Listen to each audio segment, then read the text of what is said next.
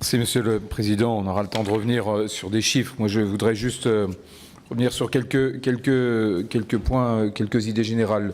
Le débat qui porte sur l'insincérité, je pense, est pas simplement un débat sémantique. Les mots improbables, incertains au Conseil sont quand même forts. Mais au-delà de tout ça, je pense que le sujet, c'est que la tendance est permanente à être optimiste sur les recettes, et peut-être trop optimiste sur les recettes, et pessimiste sur les dépenses, et peut-être trop pessimiste sur les dépenses.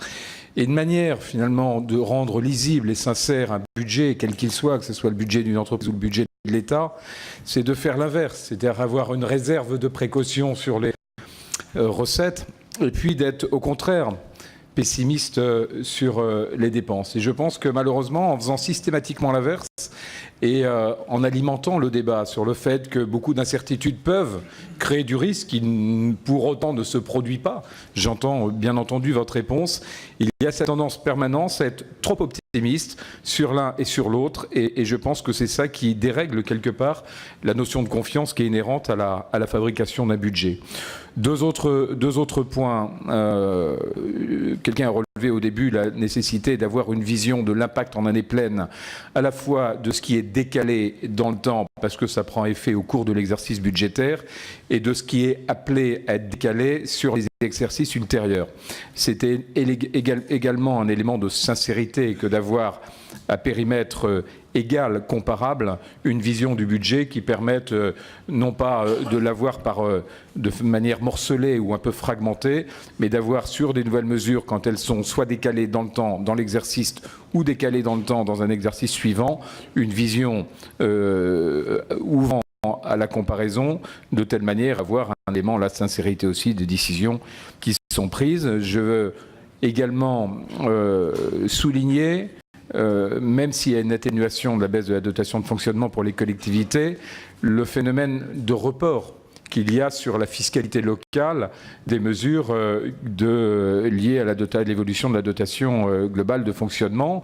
Supprimer une dotation à une collectivité ne permet pas d'enclencher avec la même temporalité ou le même rythme les économies que la collectivité peut faire pour les compenser.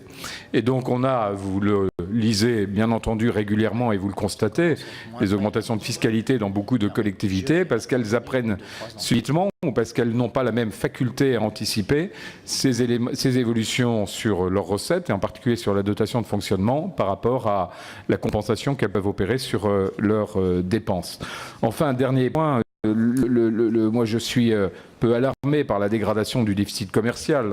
On voit revenir depuis quelques mois un déficit commercial et quand on regarde finalement dans quel contexte s'inscrit ce déficit commercial, une parité plutôt favorable, une énergie plutôt pas chère, des taux d'intérêt amenant à l'investissement extrêmement favorables, on se dit qu'est-ce qu'il en serait si c'était autrement.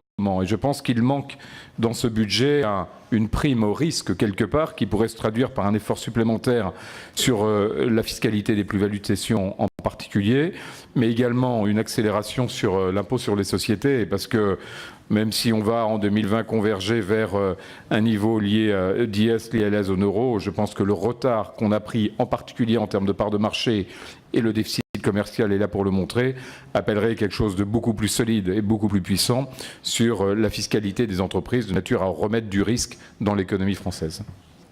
Merci Madame Pires-Beaune.